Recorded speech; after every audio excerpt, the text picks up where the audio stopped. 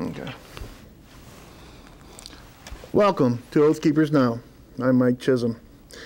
Since this is an election season, election year, nationally, statewide, locally, be it county or city, I have a guest with me tonight. We'll be speaking with him in a second. I have a couple announcements first that I'd like to get out to the general public. First of all, and my deepest thank you, since my deepest appreciation for Fire Station 1, and I have to look at my notes, you know, from Hawaii. What can I say? I always use that excuse. And it was Fire Station 1, Platoon 8. I want to bring out special recognition to the following individuals. And these individuals, on August 10th, I was on my Harley, which I missed now because I totaled it, going down the street, and basically I got hit and ran over. These gentlemen responded to my duress. I want to thank Battalion Chief Tom Sanford from the 1st Fire Station 1, Platoon A. Also Richard Denton, Leon Holmes, Brian Judd, Glenn Powell, and Glenn Tomlinson. If I pronounced any of you guys' names wrong, I apologize. But y'all were so professional, and I'm sure I wasn't in a happy state of mind. But I want to thank you. And I want everyone out there to know what a great job firemen do and EMTs. I was in bad shape, and God bless and thank you. Also, I'd like to make an announcement on every Friday at 1 p.m. at 150 North Main in the Jim Johnson building. A gentleman named Ron Clayson holds a class called The Making of America. It's a great class. It's at 1 o'clock, as I indicated. You'll be surprised at how much turmoil the founding fathers and mothers had while forming this country, forming this republic. We live in a republic. We don't live in a democracy. We live in a republic, guys. In any case, I'd like to introduce my guest, who is running for District 29, Seat A, Dave Bowen. Thank you for getting on here. I appreciate it. Thank you for having me. I really appreciate you. Well, I know who you are. You know who I am. Yeah. I don't know if that's good or bad. It's all good. Tell the audience a little bit about yourself, how long you've been here, why you're running for State House. Okay. Yeah, that was a question for a while as to why. I'm Dave Bowen. I grew up in Rexburg, Idaho. Back in 1983, I moved to Pocatello. We opened a video store down here. We've been down here ever since. Initially we planned on moving down, opening the store, building it up, selling it, and moving back to Rexburg. But what I found in being in Pocatello is I liked it so well, and the people especially, that we stayed. A couple of years ago, some of my friends asked me to run for office, and it was a time in my life that I thought, why not? They asked me. I respect my friends, and so I ran. We came about 3% short, but over the last couple of years, I found that I enjoy working with people, trying to solve problems. I'm on the Bannock County Fair Board. I've had a little bit of experience there, and in business over the last 30-plus years. I'm a masonry contractor, and so basically the buck stopped with me. Any questions on the job, and I enjoy building things, but I enjoy people more. And so this time I'm running because I really, really want to make a difference in our community, and feel like I can do that. When you say you have experience, and I know you have a lot of business experience, what else can you bring to the table for District 29? Well, I grew up on a farm, and so I mean I have some background there, and just life experience. I think the most important thing in politics in general is having experience trying to solve problems. Sometimes you're successful, sometimes you're not, and any of us have that experience. But it's just a matter of understanding people, knowing what they want, and hopefully being able to fill the need that they have. And the thing that's been brought home to me the last couple of years, I know we're in a pretty volatile political situation in the country right now. But the thing that's really been brought home to me is when you're elected to office, you don't just represent the people that voted for you. You represent the people that voted against you, the people that stayed home, the people that don't care. You represent everybody, and in the state legislature, you're really affecting the lives of people all over the state, not just in your community. And so, like I say, over the past 2 years, I worked to try and be involved, understand the issues, and try and come to some conclusions that I feel like have some common sense with them. So, you know, Dave, I've spoken with a lot of candidates, and I've spoken with a lot of elected officials on the show and off camera.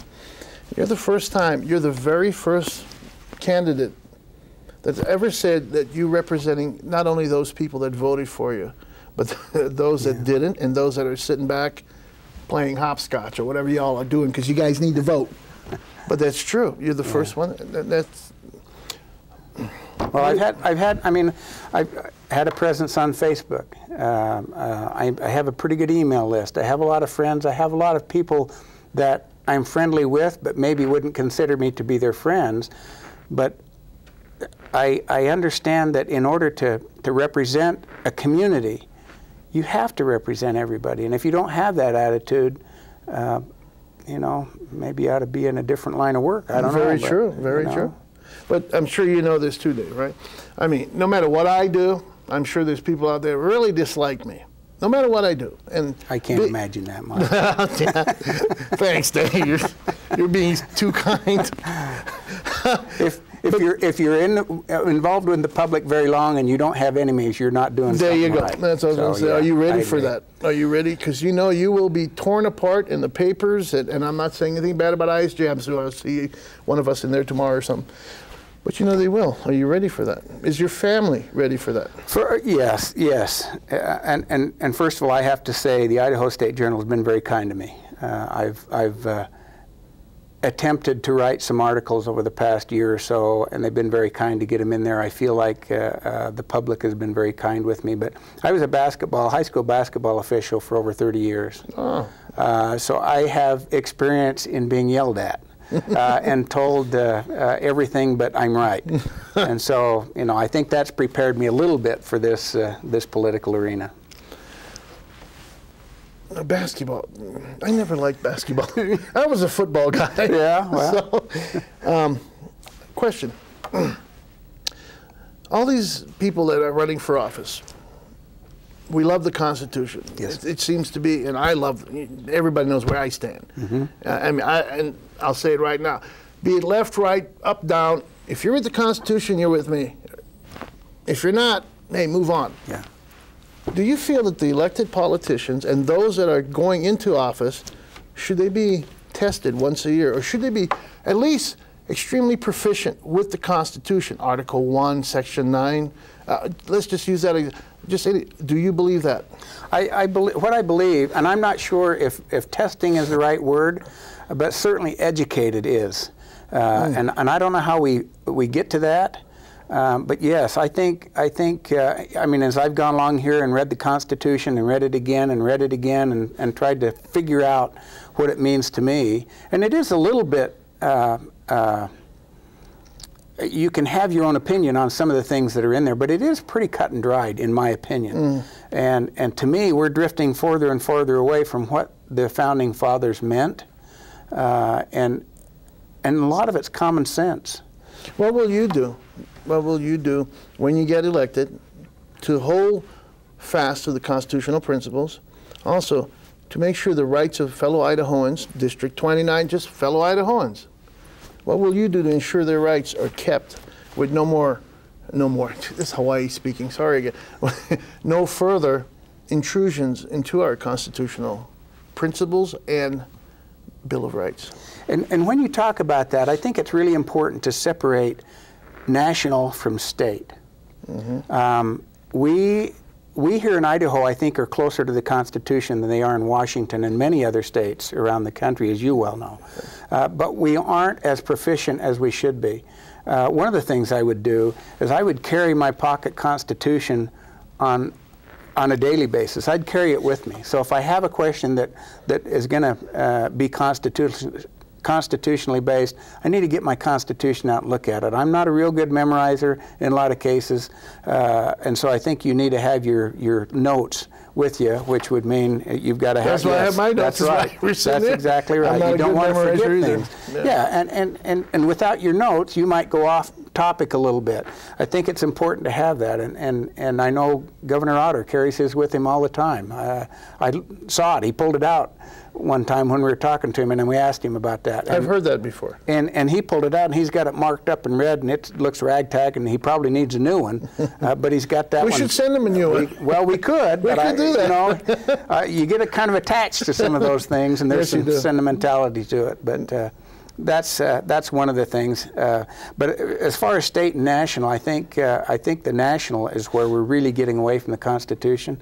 I think hopefully we are more based on the Constitution in Idaho, but I know that there is some fear, and there's been some support for some of the national issues that, in my mind, are completely off base when you base it on the Constitution. So, well, I think my biggest concern here, and I'm sure those that really care, and I've told the audience, and I'm looking at you guys right now, I've told the audience, know who you're voting for. Don't go with just name recognition. Please, guys, don't go with name recognition. Know who you're voting for. When you get elected, what do you feel is the most critical issue facing Idahoans at this time, and how will you address it? I think it's the same as nationally. I think jobs is the #1 thing. I mean, we're doing a little better in Idaho because we're doing some of the right things, but I think we've got to make Idaho a more job-friendly atmosphere. I look at some of the regulations that I have to deal with in construction, and that my fellow contractors deal with in construction. Some of them they don't make any sense to me. There aren't a lot of common sense there, and so I think we need to look at some of the regulations we placed on businesses and see if we can't, relaxed isn't the word, but remove some of the restrictions to moving forward in business, some of the things that just don't make any common sense at all. And they're very detrimental. Yeah, very detrimental absolutely. for our progress, guys. You know, yeah. It is. I was reading your bio, and you mentioned about reading a book about African monkeys and how it taught you a specific lesson. You want to tell the audience what that? I'd be happy to, and I forget the name of the book. It was a business book that I was reading, and it tells a story about African monkeys and how the Africans and some of the natives catch monkeys. What they do is they find a hole in a tree, or they make a hole in a tree, just a small one, and they put some fruit inside it. And the monkeys will come along and they'll reach in and they'll grab the fruit. But because when they get the fruit in their fist, they can't get their hand back out. Okay. And so they're stuck. And then, I mean, the native, all he has to do is come back and catch or kill. Yeah, I mean, and that's the end of it, because they will not let go of that. And I think we see some of that not only in our country, but we see it here a little bit. With our neighbors, our friends, in politics, people grab onto some of these things and they just will not let go. And sometimes, one thing I found serving on the fair board or just in general in church, for instance, or political arenas, some people have grabbed onto something and they will not let go of it. No matter how many times you tell them. If they ask me, I've been asked the same question 3, 4, 5 times by the same person and answered it every time exactly the same way, and they just won't let go of it. And so I'm going, okay, they're not gonna listen to what I have to say, and so I will move on. And that's kind of what I was referring to when I made that comment in that Idaho State Journal article. Question, I mean, and I just thought of this, so if it comes across, guys, wrong, tough. People on welfare, people on food stamps, and please don't get me wrong, guys, everybody needs help. Hey, I can't say I've never been on welfare and I can't say I never took food stamps many, like 40 years ago. Am I that old? No, you're 41. Maybe. 41, there we go. But we have so much people and what they call the government dole. Wouldn't you agree that that's where they grabbed on and they just won't let go because they're afraid to move on with a specific job, or they just don't care? And I'm sure there's some cases on that. I believe, and I think, I mean, I've been in the inner cities back east for my job in selling a little bit, and I've seen where you have second, third generation welfare recipients. I think when you get to Pocatello, Idaho, it's a little bit different. We are a generous community. We see that over and over again with the Charlotte fires, I mean, Brooklyn's playground. I mean, all you have to do is look around Pocatello and you can see we are a caring and giving people, and we want to help people in need. But the important part is people, there's a certain self-confidence and personal building by being self-sufficient. Everybody, when they go from I need something to I have something to donate, there's a benefit from that. I've seen it in my life. I mean, I'm not wealthy, and we've been worse off. I mean, we've needed assistance on occasion, and it's very humbling when you get to that point. It's more fun for me, and I think everybody else would agree. It's more fun to give than to receive. But if you're going to give something, somebody needs to be the receiver, and so it's important to have gracious receivers as well as generous givers. But as the Bible says. It is. And I believe wholeheartedly in giving. Giving without expecting something in return, guys. If you give something, you think, oh, I'm going to get this back. Well, again, phooey. Yeah. 10 years, almost 10 years ago, I came here, and you were talking about the atmosphere of Pokey. We had stopped here just to spend the night, and I was just totally blown away at people opening the doors for us and just being just being respectful. Yeah. Who could you say influenced you the most? And if before I go to that part, and this may be the answer, I understand you lost your father a couple of years ago. Had he influenced you to continue what you're doing today, if I may ask? And my father, I mean, if I had to choose just one hero in my life, it would have to be my dad. He was one of the most caring, giving people that I've ever met. He was way more comfortable sitting on the back row, listening and then going and doing than he was sitting in front of people and leading. But because he was the kind of man he was, he had the opportunity of leading as well. And he was very generous with his time, with his talents, with his possessions. A young men's leader for a long time. He had snowmobiles, and it seems like during the winter, one of his sleds was always in the shop, but it was always fixed just in time to go on the next young men's outing, and then one of them would end up in the shop again, and that was all on his dime. He took care of it, and I mean, that's just the way he was, and I've tried to live up to that, and I hope, I hope he's looking down on me smiling and not frowning. I'm sure he is. I'm sure he is. I'm sure he is. I hope some of my lost ones are doing the same. Yeah. They might be saying, gee, you're not on Kauai anymore. What are you doing in the mainland? You're a businessman, so let's discuss TIFs. Okay. Tell me, what's your position on TIFs and how it is affecting Idaho business? I work with the Chamber of Commerce Legislative Committee. What a great group of people that is. And I don't understand them as well as I probably should, but what I do understand about them is Pocatello and Bannock County, we use them correctly. We use the tax financing to promote an area or a business or a community project. We take care of it and then we retire that. And I don't know how they're using him incorrectly around the state, but they are, and have caused such a stir that they're trying to get rid of them on a statewide basis. And we have been the model of this is why we should be doing it. And so my hat's off to the community leaders, the mayor and the city council. Strong. Yeah, they've done it right. The development people, they've done it right here in Pocatello. I mean, and that's just Pocatello. We just try and do the right thing for the right reason. There's a lot of growth here in Pocatello. There is, and there will continue to be because of the attitude, because of the same reason you stuck around when you first came to Pocatello. We reach out to people. We want people to live here. Good people. Good people. Not saying everybody's bad. It's kind of hard to be. Yeah.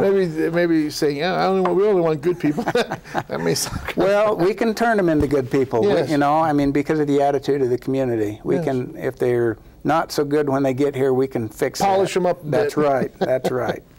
When elected, how will you bring the party together? As you know, and once again, I'm sorry, Ian Fennell, you know, the editor. I like Ian. Yeah, so do I. I think he's a cool dude. Yeah. Anyways, you know, ISJ has talked about GOP, you know, how the Bannock especially. How are you going to kind of mend fences, let's say? You know, I've been trying to do that. You're probably aware that we've done some things as candidates that upset some people, and like I said earlier, if you're in the public eye at all and you haven't made some enemies, you're probably not doing anything. Well, I've been doing something, evidently, because I've made a few enemies here and there, and I'm sorry about that. I feel bad that they don't like some of the things that I have done. Everything I've done has been for a reason. It's not. I don't do things, and I don't think anybody really does anything to make people mad and to make people angry.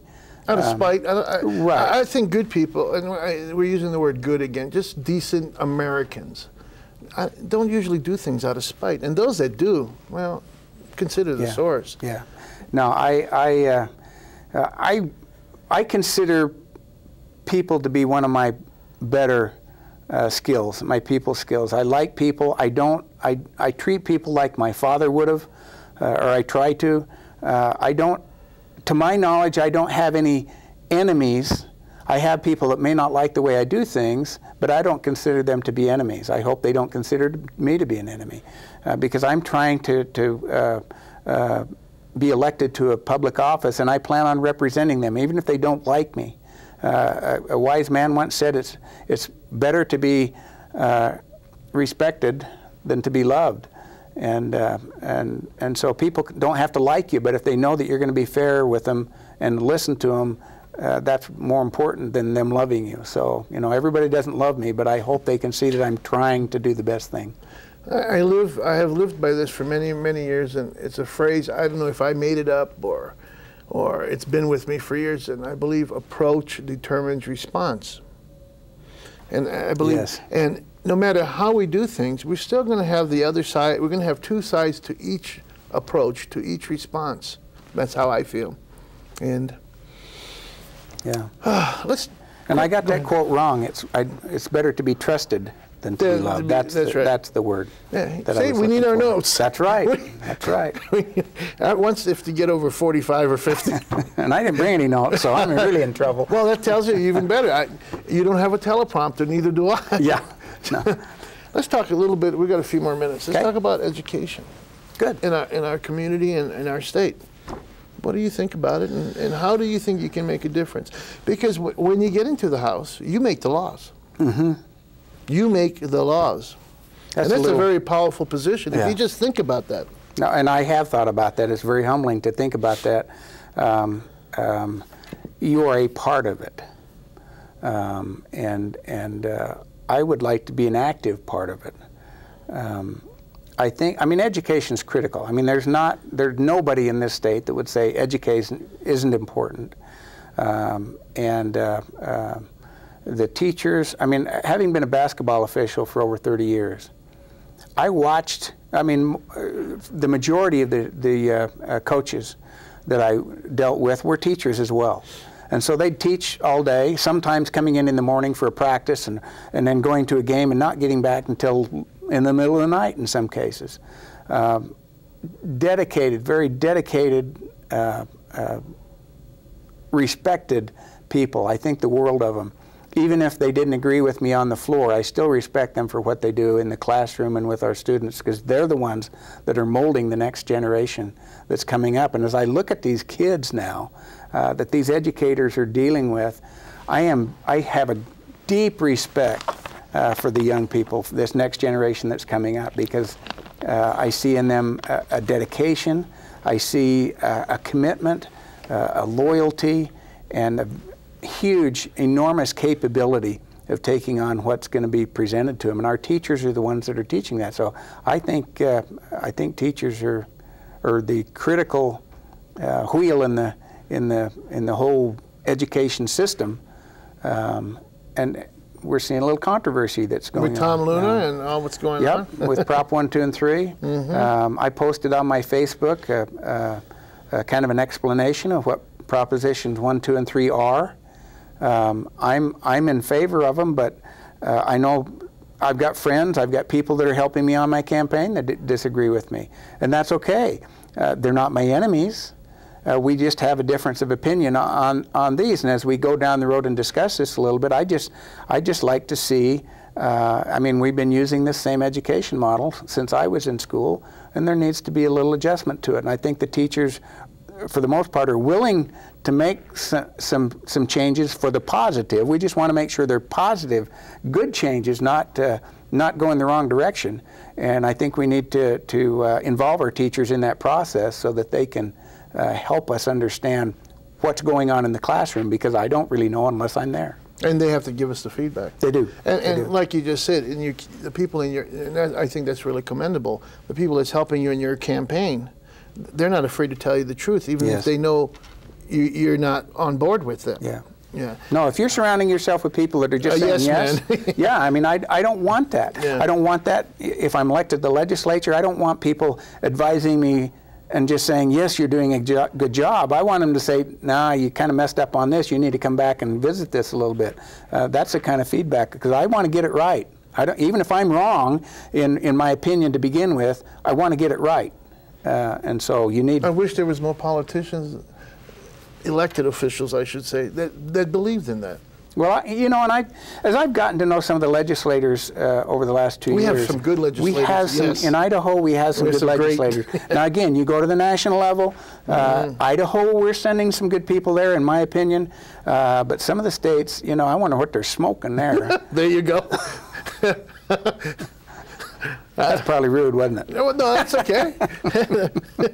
They're probably smoking Marlboros instead of American Spirit. I have no idea. But I've looked at some of the laws and go, this is just idiotic, and I'm using that as a nice word. We got about a minute left. Anything else you'd like to say? Like I said, I initially got into this because they asked me to. I am in it now because I really, really believe that I am the best person for this job in the race in 29 seat A. I believe that I can make the most difference. I believe I can listen as well as anybody, and I believe that the common sense that I've developed over my years through my influence from my father and many other people have helped me to be the right person for this job, and I really believe that. Well, good luck, and thank you for being on the show, Dave. Thanks, Mike. Appreciate it. Really appreciate it.